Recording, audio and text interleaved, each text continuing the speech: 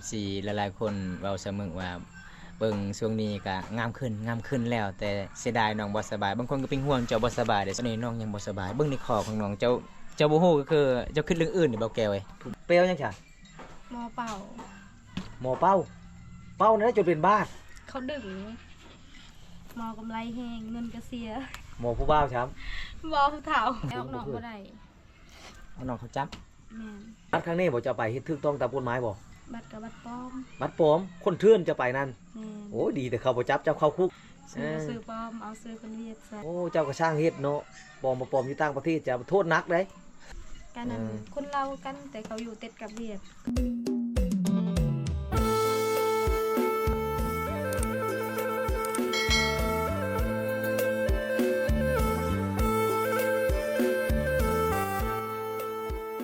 มาเยี่ยมมายามน้องสาวมึกมื้อนี้บ่ได้อยู่บ้านทุกคนไปแขกแล้วเด้อพี่น้อง ได้อาหารหยังอันนี้น้ำไม้บ่ แกงหน้องใหม่ น้ำไม้หยังน้ำไม้ไผ น้ำใหม่ไหล น้ำไม้ไหลเจ้าบ่ไปหาบ่น้อง บ่ อ๋อน้าสาวอ๋อทุกคนเลยโอ้ดีเลยเนาะเป็นยังไงหมอเป่าอีกบ่มาหอมนี่เขาเป่าแล้ว ยัง ยังอยู่เนาะ ยังบ่มีตัก ยังบ่มีเงินทุกคนเลยอันนี้เป็นชุดเกาหลีเด้อ น้องจ๋าบังเพิ่นว่า มาเลยสิ นี่ทุกคนเลยบำตากะเพราะว่า FC กับคิดฮอดเลยบำตากะแวะมาเยี่ยมมายามตลอดเลยมาบ้านน้องเวลาไปบ้านน้องต้องแวะมาเยี่ยมมายามน้องก่อนก็สิกลับบ้านลูกเจ้าบ่ไม่เท่า ไม่เท่า โอ้ลูกเจ้างามเนาะไม่เท่าเนาะบ่คือไอ้แม่เลยเด้ จะเอิ้นน้องบ่สมึกน้องบ่ล้านเอ้าผู้หนึงน้องผู้หนึงกินอิ่มๆลูกชายเอ้าคือกินแล้วเขากินมาแต่บ้านพุ่นบ่มีพุ่นลูกสาวกกบ่อันนั้นบ่สิว่าจังได๋ลูกไอ้แม่นะ สวัสดี เออมีผู้บ่าวหรือไงแม่ลูกนะยังบ่มี ลูกเรากลาง ลูกสาวกลางลูกสาวกกเด้เอาผัวเลย ยัง แสดงว่าเป็นสาวลาวสองไอ้น้องเฮือนหลังนี้ แม่น พี่น้องเจ้าเนาะ บ่ได้เอาบ่ ไอ้แม่เพิ่นยังหายเลยบัดนี้ เขาบอก มานี่นะผู้สาวบางทีมีผู้ใหญ่ใจดีสงสารเขาเจ้าก็ซื้อให้เกลือปิ้งนัวแน่น้องเอ้ยใส่กับแกงหน่อไม้เนาะสาวมึกเนาะคือสาวมึกตอนแรกๆก็อายเด้ตอนอายมาโอ้สาวมึกปากกาฮอดแนมเลยกองเลยทุกคนมีแต่ตับละมันกับปิ้นลังใส่ขอถามซื้อได้สาวมึกมา ได้คือกันแต่บ่ได้ปลุก แต่บ่ได้ลุกเนาะต้องอยู่นิ่งๆเลยได้เจ้าตอนนั้นนะ ขนาดนุ่งปูทุงยังบ่เป็นตอนนั้นทุกคน มาหอบนี่ดังเลยได้สาวมึกทุกคนดังของประเทศไทยได้อาจจะไปประเทศไทยนี่เจ้าบ่ได้อึดเขากินเจ้านะอีเล่น้องเอ้ยอยู่ใส่กับ FC เจ้าหลายๆคน เขาฮู้จักมัด บอกเขาจะมาให้ผักมันยาว ซองไอ้น้องบ่กล้ากินข้าวเอาให้จึงได้ไม่เท่าอีกบาสิจะเอาผัวจังหน่อยบ่กล้ากินข้าวขึ้นผัวอีก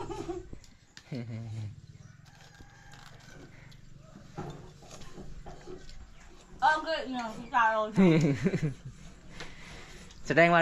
ลูกชายแม่ก็ยังไม่มีใครเอาผัวเนาะไพ่โทรหาสมึกผู้บ่าวเจ้าบ่เดี๋ยวค่อยสิหับก่อนเด้อ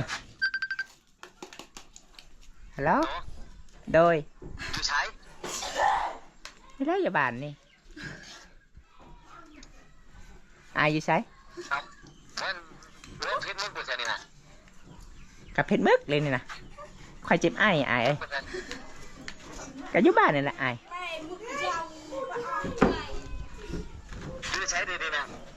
กับค่อยอยู่บ้านนี่แหละอายเอ้ยอายเช็ดยังค่อยเจ็บคอตอนนี้นี่ได้เฮ้ยนี่แหละอยู่นี่นะนี่นี่จะยับจะขึ้นมาพีอีก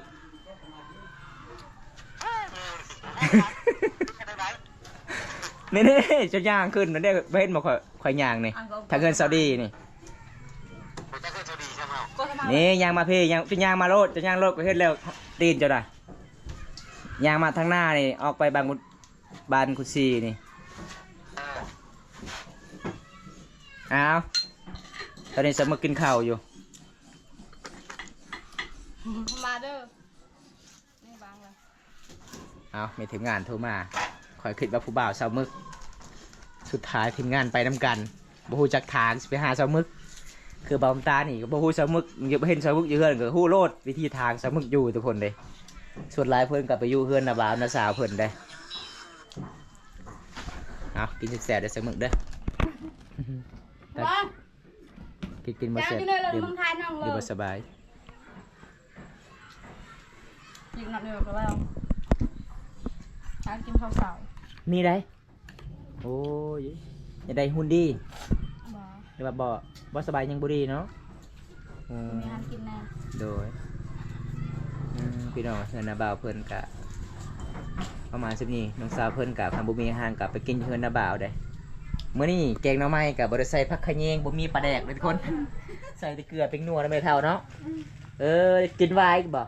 สิตำไวน์อีกเพิ่นว่าสิตำไวน์ทุกคนมานี่นะผู้สาวเอ้ยโอ้งามแท้ เนาะ เนาะ จ้าจุหน่อยเลยมาเมยเลย มาพี่ก่อนเจ้า สบายดี สบายดี หายได้นี่ได้ แรกมาจะกินข้าวมา กินแล้วบ่หรือยัง อิ่มแล้ว อิ่มแล้วบ่ปดหมูกกินข้าวกันเนาะ ลืม ลืมกินได้เลย มาจ้ะ แกงหน่อไม้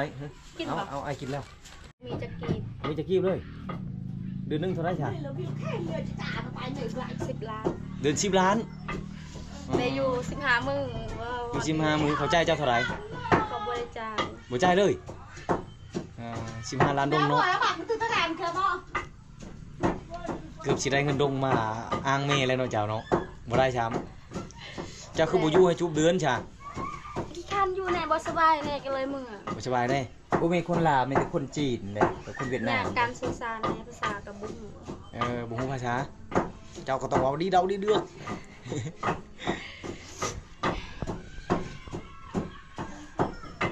เกือบสิเป็นชาวเวียดเนาะได้จากความแล้วคำเวียดน่ะเว้าเป็นอยู่บ่ บ่เป็นจังเขา บ่เป็นเลย เจ้าชื่อชานกับเขาได้จ้ะเอ้าทางนั้นพลาดเขาสิเปิดเพลงนี่มันสิเฮ็ดดอกบ่สิมีพิธีขอบ่าวขอสาวบ่ยันว่ามีชุดนี้เอามาแต่เวียดแม่นบ่ บ่ซื้อแต่โดนแล้ว ชื่อแต่โดนแล้ว ไม่เท่าเอ้ยมีลูกสาวแล้วก็คือให้ลูกสาวหาผู้บ่าวหาผัวได้เด้อเบิ่งเฮือนไม่เท่านี่ไม่เท่าเว้ย ทำโอ้ยคอยกอดบ่อยู่ ป้าเฮือนไม่เท่าทุกคน เจ้าก็บ่เว้าบ่ขอกินเนาะ สังอาชีก็อยู่บ่ได้เลยย่างลูกสาวแม่คือบ่มากินข้าวเลยไม่เท่าฮะบ่ฮู้กันบ่ลูกสาวแม่บ่ฮู้จักภาษาลาวบ่แม่เท่าไอ้แม่บ่ฮู้จักภาษาลาวเพิ่นว่า ไปบ่ตามือเฮือนเราได้ ไปเมื่อเอาไม่เท่าจะกินไวน์อีกขึ้นมา เอาแซ่บๆเด้อไม่เท่าเด้อเอาทุกคนเลยว่ามื้อนี้ก็สิไปลิ้นเพื่อนไม่เท่าเพิ่นลูกสาวเพิ่นก็สิอายกองเบิ่งพี่น้องเพื่อนสารบ้านซองไม่เท่าเพิ่นก็น่าสงสารทุกคนเป็นป่องหลายเลย เดี๋ยวเฮาก็สิพาเซามึกเมื่อบ้านก่อนพี่น้องคันสิอยู่นี่ก็คือลูกน้าสาวเพิ่นก็อดข้าวอดน้ำเด้ เฮาก็สิโอ้กินข้าวแล้วบ่เอิ้นอ้ายเลยเนาะ อันนี้คือบรรยากาศในอยู่ที่หมู่บ้านของสาวมึกเป็นหมู่บ้านตะกอเด้อทุกคนเป็นเพื่อนเล็กๆแล้วน้อยๆล่ะพี่น้องตามเขตชนบทบ้านเฮาดำรงชีวิตไปเดิมๆเลยทุกคน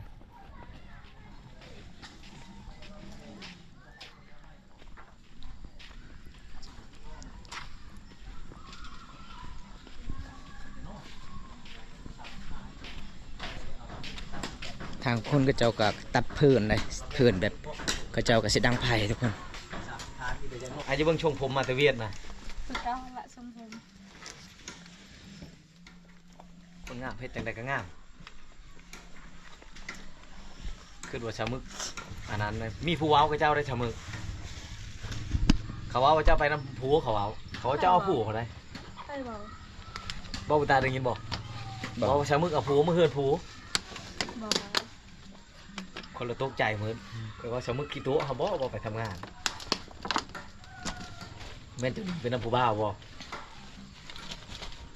ตอนนี้น้องไปบ่ได้เลยไปใส่บ่ได้เนาะสมึกเนาะ เป็นยังไง อาการไม่ค่อยดี เป็นสูบมันเพลแล้ว ลูกชูบหลบ ลูกสูบลูก จักบ่แห้งแล้ว จักบ่แห้งแล้วเพิ่นจะไปประเทศไทยอยู่ประเทศไทยแต่ไปบ่ได้ประเทศลาวก็บ่กล้าไปแล้วน้อง ไป ว่า ไทยอีบ่บ่ไปเนาะ จะถามเบิ่งสาเหตุที่น้องไปบ่ได้ ยัง คือ สิไปอยู่บ่ทำงานนะ บ่ บ่ไปทางใดอีกบัดนี้ แม่น เอาอยู่เฮ็ดเฮือนเฮ็ดให้เฮ็ดสวนช่วยพ่อช่วยแม่เอาบ่ไปทางไหนแต่ว่าเงินใช้แต่บ่มีบัดนี้จักสิเอาเงินมาไปใช้ บ่มีเงินใส่ยาอยู่เฮือน จ้าผู้บ่าวฟังไทยพากให้เราพากอยู่บ่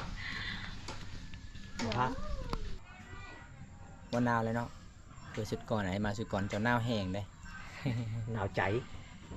FC หลายๆคนเว้าเสมอว่าเบิ่งช่วงนี้ก็งามขึ้นแล้ว แต่เสียดายน้องบ่สบายบางคนก็เป็นห่วงเจ้าบ่สบายเด้อเสมอเอ้ยบางคนก็ให้น้องสาวไวๆบอกแบบอยากเบิ่งวิถีชีวิตน้องตลอดเลยตอนนี้น้องยังบ่สบายเบิ่งในคอของน้องเจ้าบ่ฮู้ก็คือเจ้าคิดเรื่องอื่นนี่บ่แก้วเอ้ย ผู้บ่าวดูดน่ะ เห็นบ่ไปเว้าแล้ว บ่ ก็เห็นได้จากไผละทายเจ้าบ่ทายน่ะ เอ้ย ก็เบิ่งเป็นเปรย์เป็นเปรย์อยู่แก่นผู้บ่าวดูดข้างในเด้อันนี้ค่อยเว้าตามความจริงเด้มันคือเปรย์ยังจ้ะ หมอเป่า หมอเป้าเป้านั่นจนเป็นบ้า เขาดึงเขาเอาใบพลูแล้วเขาดึงเขาเป่าใส่เราแล้วเขาดึงเจ็บ เอ มือ อแสดงว่าหมอไล่เคาะไล่เข็นเนาะ เสียเงินนี่ได้800,000 หมอ เด้ กำไร คันนอดข้อเจ้า หมอกำไรแห้งเงินก็เสีย หมอผู้บ่าวช้ หมอคือเถ่า ำเท้าจักกับเขาบีบหมืดตามกระโตนกระโตเจ้านะ บ่ บ่ตาเจ้าไปได้เป็นตากล้องในขี้เป้านี่ค่อยกระเป้าเป็นได้ละ บ่เสียเงิน บ่เชียเงินเอาใบผู้ใบนั่นมาให้ผู้อื่นเข้ามาใกล้บ่ได้วันให้บ้าบุญตาเป็นตากล้องให้ผู้เดียวละพ่อ เจ้าชื่ออะไรบ่ไอ้เปาไรอยู่ เสียอยู่หน่อยหนึง แต่มันบ่ดีมีล่มแน่นอนไอ้เปาน่ะล่มน่ะมีไอ้เปา เอาน้องเขาจับ แม่น มีบัตรข้างนี้บ่จะไปเฮ็ดถูกต้องตามกฎหมายบ่ บัตรกับบัตรปลอม บัตรปลอมคนเทื่อนจะไปนั่น แม่น โอ้ยดีแต่เขาบ่จับเจ้าเข้าคุกเนาะ ซื้อปลอมเอาซื้อคนเวียดใส่แล้วก็ไป แนวใดเอาชื่อเข้าไป แม่น แสดงว่างาน มันบ่มีฮูปอยู่หั่นบ่จ้ะเขาเบิ่งฮูปบ่คือกันมากันนั่น หู เลย เฮาไทยหูเฮาเองแล้วก็ เอารูปเจ้าไปสแกนใช่ โอ้เจ้าก็ช่างเฮ็ดเนาะปลอมมาปลอมอยู่ต่างประเทศจะโทษหนักเด้เจ้าอย่าเอาเด้อเถอะนาเด้อคอยบอกเจ้าโลด สม เขา พ เจ้าร บ่จะเขาเจ้าบ่จะนอน สมพ คุ ร กเวียด เขาบ่ให้เจ้าออกนอกเนาะแบ เบิ บ ดเบิด เบิดคนคือกันเบิด ถ้าออกนอกเขาจับโอ้ มีเจ้าคนลาวไปนำกันนะ อยู่บ้านหอยอันทรงคนคอยกับนาเบาคอยกันนั้น เออ คนเรากันแต่เขาอยู่ติดกับเวียดเขาฮู้แน่ภาษาเวียดสองสามคำ เออ เราถึงทางเวียดนาม แม่นข่อยนี่แล้วเลยอีหยังก็ เจ้าบ่เป็นงานยังที่เจ้าเฮ็ดอยู่พุ่นน่ะ นั่นตู้เขาใส่เสื้อผ้า เฮ็ดตู้เจ้าก็เป็นเนาะ เป็นติด แน่เจ้าก็ได้วิชาชีพก็หาเลื่อยไม้มาเฮ็ดน่ะเฮ็ดขายเลย คือบอกกล้วยเฮ็ดอันไหนอยู่ไทยแบบนั้นแหละ เออ คือกันงานเดียวกันเลยเนาะ แม่นแต่โรงงานใหญ่ อ่า ขอสงอนแต่เงินเดือนนะเดือนหนึง10ล้าน 10ปลายล้าน 10ไปล้านเดี๋ยวนี้เงินมันก็เท่ากันได้ ผู้ชายหันฮอด13ล้าน เออ กันบอลเขากลางแบบมันแพงแต่บอลก็โรงงานเขาอยู่ฮะมื้อหนึง400,000ไป มื้อหนึงโอ้ เฮ็ดเป็นมื้อก็ได้เนาะเจ้าคือบ่เลิกเฮ็ดเป็นมื้อเฮ็ดเป็นวันเนาะจ้ะ บ่คันฮอดเงินเดือนออกคุณจะเขาจังให้เงินวันที่15เงินเดือนออก เจ้าก็บ่อดพอได้เงินก่อนก็บ่ จนว่าจะเฮ็ดเต็มเดือนนี้ก็คือวันที่15พุ่นเขาให้คันเจ้าเฮ็ดเฮ็ดบ่ฮอดเต็มบ่ฮอดวันที่15แสดงว่าเต็มเงินเดือนก็เจ้าบ่ให้โอ้แสดงว่าเขาเจ้าก็ยังกำไรอยู่เนาะคันเจ้าอดบ่ได้เจ้าก็เมื่อตัวเปล่าๆอย่างเดียว เป็นแบบนี้แหละนี่ ข่อยบ่บ่ได้เงิน บ่ได้หยังเลย แสดงว่าเจ้าสิให้งานละล้า เงินนั้นน้าสาวข่อยผู้ติดต่อเวียกแหนเราเอาไว้ให้แล้ว แต่เบิดค่ารถแล้วก็ค่าห้องเราจ่ายให้ เออ อันนั้นบ่เหลือเลย คนเวียดนามบนเจ้าไปสมัครงานเขาก็รู้แล้วว่าเจ้าใช้บัตรปลอมนะเนาะ เขา ดีแล้ว คนเวียดละเฮ็ดให้ ดีแล้วเขายังใจดีเนี่ยคันพูดคือใจบ่ดีนี่เขาแจ้งจับเจ้าอีก บ่ เจ้า เค ถื ย อ เข้า คุ เฮ็ ก ด อี งาก น หัน บ่บ่เคยเข้าเฮ็ดงานนะบ่ทุกงานนะ เออ เขาบ่ฮู้ บ่ฮู้เนาะ กันเขา แต่เขาฮู้เจ้าไปอันนั้นหนึ่งบางทีเขาออกคิดเวียกกับเขาบ่เต็มเดือนแจ้งจับอีกเจ้า ตอนข่อยมาทำเม็ดข่อยบ่ฮู้แบบข่อยใส่เสื้อ มีตัวหนังสือลาวเขาเบิ่งเพราะว่าเขาถามก็จักอีหยังบ่ฮู้ก็บ่ตอบเลยเขาถามตลอดก็บ่ตอบ เจ้าก็โชคดีแล้ว มันค่อยเมื่อพัดห้อง เจ้าบ่เป็นโทษนะ เขาบอกค่อยว่ามันน่าจะบ่ คัน ต้อง ไปไท ใส่ ยนี่ เสื้อตัวนี้เขาให้ ถึกบอลเขาแจ้งจับแจ้งนะอยู่บ้านค่อยมีได้เดี๋ยวไปอยู่ไทยเลยย้ายงานนี่แหละเฒ่าแก่แจ้งจับได้ก็แบบเขาบ่ให้ออกแต่งานเขาแต่บ้านเขาไปเป็นแม่บ้านแล้วบางทีคือผู้บ่ดีนี่เขาบ่ให้ไปบ่อนอื่นอันดื้อยังย้ายงานได้อย่างเขาแจ้งตำรวจจับช้ำไปโทษอีกก็โชคกลับมาลาวอีกคือกรณีเจ้านี่เขาบ่แจ้งจับเจ้านี่เจ้าดีแล้วเจ้าโชคดีอยู่ได้ค่อยว่าถ้าเจ้าบ่ได้เงินนั้น เจ้าตัวเห็นภาษาเวียดหลายๆก้อนไปฝึกจาก3 เดือนก็พอได้ โอ้อยากไปแล้ว จากปูป่าแล้วก็พอได้บอกมักผู้บ่าวเวียนทันแล้วก็สู่การล้มผู้บ่าวเลยจ้ะป่ะ ผู้บ่าวมีแต่รอๆได้ โอ้ ซัมเกาหลีเนาะ ผู้บ่าวมีแต่คน ร้ ร อ อย นี่ผู้บ่าวบ่ได้ตัวแต่แบบรอก็รอแต่เข้าก็บ่ได้ซึมเฮา อ่า แบบมากินกับข้าวก็ได้มันบอกความรอนะบอกกินข้าวก็อิ่ม เจ้าก็แอบฮักเขาเลย บ่กล้าดอกเขารอ บ่กล้าเนาะภาษากับบ่ฮู้เนาะ ชาวมึกเห็นคนรอบ่ได้แถวมึกว่ามักรถ สาเขามันยังบ่ฮู้ อืม บ่กล้ามักเขา อืม ในใจนี่คิดแมันบอกคิดจังมากคิดจังให้เขามามักเฮาเจ้ามีชะนีเจ้าก็ชะนีเจ้าไปฝึกใช้รถเขาบ่มีบ่ถ้ามีเอาชะนีไปฝึกใช้รถให้เขามักเจ้า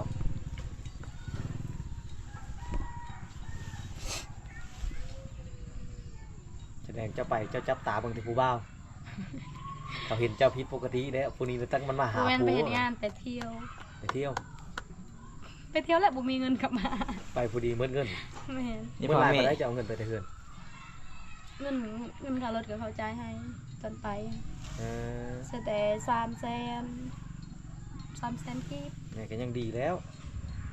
เขายังจ่ายค่ารถให้เขาก็ไล่ เครื่ ขึ้ อน งอันนี้ ค่ารถ อยู่ ที่เขาจ่ายให้นั่นแหละ ค่า จ้ะ น้ำค่าไผกินก็กินของเขาเองยังเขาของเขาเบิดข้าวหอมแพงเดือนหนึงต่อ2 ล้าน เข้าห้อง อืม ยังก็บ่มีเสื้อผ้าบ่แม่นเสื้อผ้าผ้าห่มก็บ่มีได้ แสดงว่าจะไปพุ่นเจ้านึ่งเสื้อผ้าลาวเขาบ่ให้นุ่งเลยต้องนุ่งชุดเวียดเบิด แม่นข่อยซื้อสุดเวียดมาตอนนั้น ซื้อมาเบิดเสื้อผ้า เออ เสื้อข่อยเอาไปบ่ได้นุ่ง บ่แม่น ตากไว้ใน บ่แม่น ตู้ บริษัทที่น้องเฮ็ดบ่แม่นบริษัทผิดกฎหมายบ่คือบ่ให้แบบ แต่เขาบ่ให้คนลาวเขาเฮ็ดเวียก มีแต่คนเวียดเขาหับนะอ่าแสดงว่าเป็นคนสุขดีเจ้าเนาะเขาหับใดเด้ คนลาวปลอมเด้ คนเวียดนามปลอม พอบัตรใส่เขาอีก เออสุขดีเลยเด้อทุกคนสุข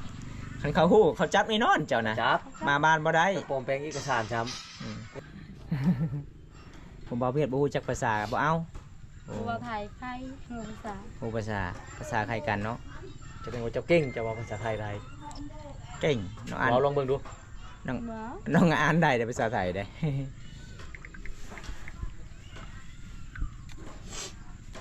ยังมีเซ็ตตกแตกอยู่ มวยตามเขาซื้อให้ นี่ไรสาวมือคืนยิ้มตลอดเลยน่าจะมีอารมณ์ดีบ่มื้อนี้นะ อารมณ์ดีมื้อนี้ อารมณ์ดีป่ะอารมณ์ดีแล้วเนาะสารเถื่อนก็แล้วเด้น้องเห็ดสำเร็จแล้วเด้ ยังบ่มีลูกเขยพอมาซอยเพิ่นว่าอยากได้ลูกเขยมาซอยแห้งตอนนี้ ก็คือน้องก็บ่สบายแน่ทุกคนพร้อมตาก็สิได้เมื่อบ้านพี่น้องเอ้ยเพราะว่าการเดินทางของบ้านนี้ก็ต้องไปเยี่ยมไปยามน้องเพราะว่าให้ FC ได้รับชมคลิปน้องน้องก็เป็นคนสู่ชีวิตไปทางใดบ่ได้แล้วช่วงนี้พี่น้องน้องก็บ่สบายในโตวพี่น้องเอ้ยน้องก็เป็นคนสู้ชีวิตหาเงินหาคำอันใดก็สู้ๆในน้องเด้อขอให้หายไวๆเพราะว่า FC ก็เป็นกำลังใจให้มาโดยตลอดเลยเอาบ๊ายบาย